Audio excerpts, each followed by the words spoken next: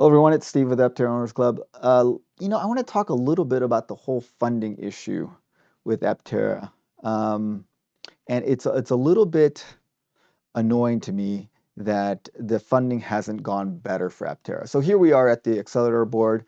I mean, they're doing pretty well, $4.3 million.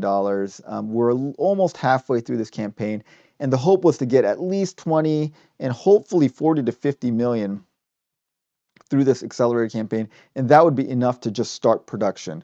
But we're about halfway through it, and depending on what your goals were, we're about 25% to maybe 10%, 10% to 25% of the way there, and we're about 40% through the time frame. So we're not, if this is a linear thing, we're not on track to reach it. Now, again, I've said multiple times that I think it's gonna kind of pick up towards the end, and I hope it does. But I was looking at this and thinking about this whole Scion campaign, and these guys had pledges of 40 million euros for the Scion, and not putting any shade on the Scion. I mean, I hope they succeed, although it's looking pretty unlikely because they've extended this, and this bar hasn't moved very much. But this is a very normal-looking car with some solar panels put on it. So uh, the only innovative part of this car really is that it's got solar panels on it. Other than that, not much, nothing too innovative about this thing. But somehow they got pledges of $40 million. Now, of course, their pledge is set up so that unless they reach this amount, no one has to actually give them the money. Um, and so this is a pledge is not really the same as actually giving money, which is what the Aptera leaderboard is. These people actually have given their money. This is just a pledge. So, there's a difference there. But the fact that they were able to raise 50 million and Aptera's sitting only at like 1/10 of that, when this is just such a more compelling vehicle and a more compelling project, is a little disheartening. The thing that really is disheartening, though, is that there are these cars, um, like this thing. This is a Fisker Ocean. This thing has raised a lot of money. This thing has raised a lot of money in Lordstown. Uh, Lucid raised a lot of money.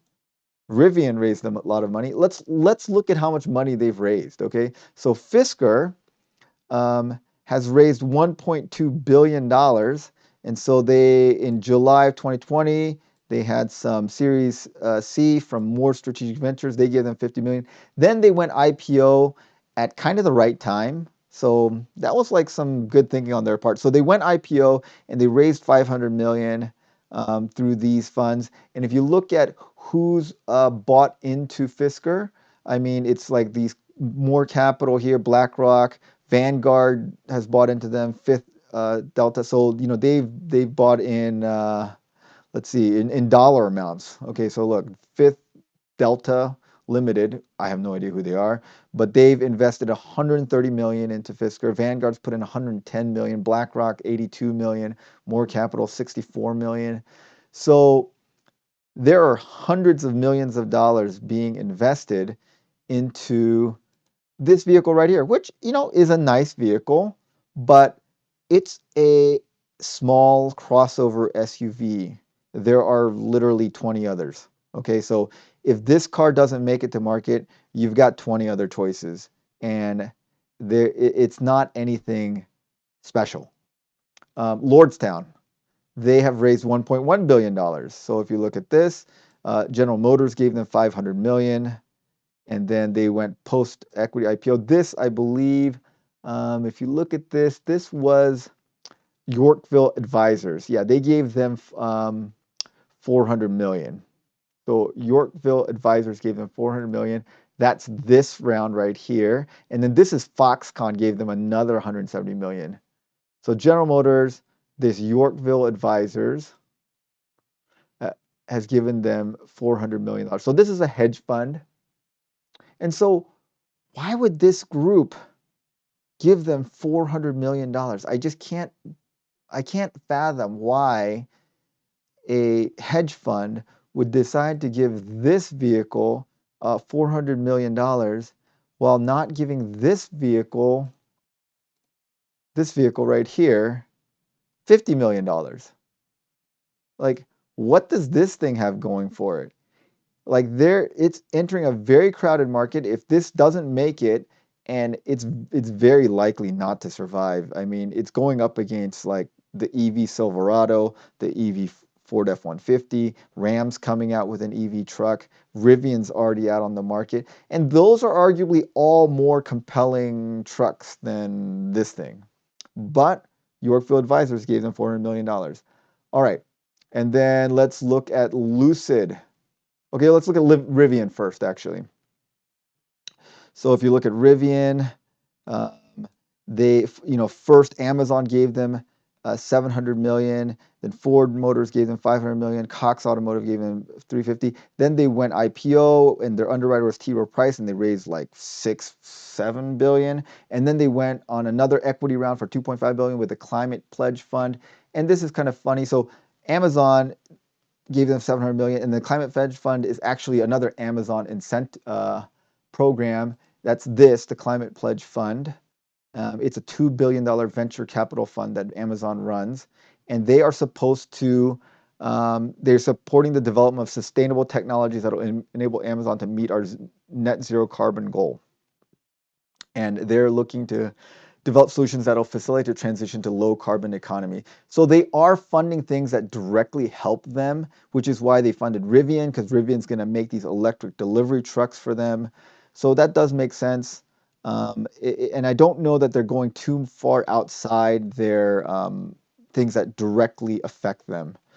Although this food thing, I don't know how this directly affects them. I guess it's because they have Amazon Fresh and Whole Foods Market, but they're doing, battery storage and custom sized box with CNC machinery, and then like airplanes that have more operational efficiency and things like that. But I wish that they would have, it's hard to say that, we do know that Aptera will help transition to a low carbon economy, but does it directly help Amazon? Probably not. It's not the best delivery vehicle for a lot of Amazon packages. So that's why it's not hitting that market. Okay, let's look at Lucid. Lucid has raised $8.3 billion. And if you look at this, the major people are they went IPO and raised about 5 billion through IPO, but then the Public Investment Fund of Saudi Arabia, that's their sovereign fund, gave them $1 billion here and then another $1 billion here. So Saudi Arabia has given them $2 billion. But yeah, if you look at it, here's Rivian. Again, if this thing did not get built, there were plenty of other car companies that were going to build similar vehicles.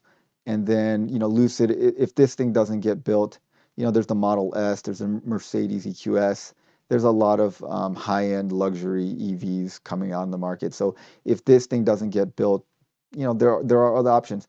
But the problem is that if this thing doesn't get built, there's basically no other options. There's nothing else like this. That is very focused on efficiency and basically gives you at worst 2 times the efficiency and probably 3 to 4 times and maybe 5 times the efficiency of any of these other vehicles that you see here. But we can't seem to find. People are throwing billions of dollars at these things, but we can't find 50 million for this thing. And people are like, you know what? Why do we have to care about the billionaires and big corporations? Why can't we fund it ourselves? Well, now it's pretty obvious. We're trying to fund it ourselves. It's not working out. Kudos to RP from Maryland and all these other people that are funding this thing. But it just like we've got 372 people, and these are the bigger investors of the crowdfunders. These are the whales in our group of the crowdfunders, and they're raising 4.2 million. But then you just look if you look at Saudi Arabia, they're dropping $2 billion, and you have these people dropping $500 million, and you have these people dropping $500 million. So you just can't compete with that. Like this is 100 times the magnitude, and we just need one investment like this, and that'd be 10 times what we need. And so it's very hard to fund it with crowdfunding when the amount of money you need is the kind of money that someone, like this, he could, he spent $44 billion buying out Twitter. Just 10% of that could have started, even no, actually 1% of that. 1% of that could have launched Aptera's production.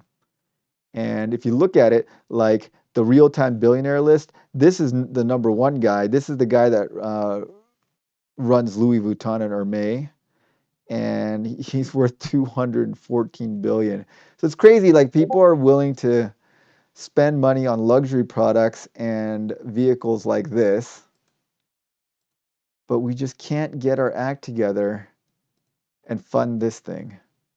And it's just, as much as I'd like to believe that crowdfunding is going to get it done, I don't think crowdfunding is going to get it done. It's not going to happen.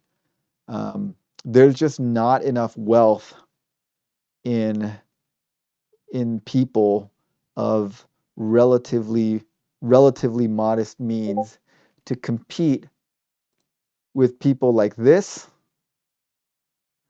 and with corporations that can drop, $500 million and hedge funds.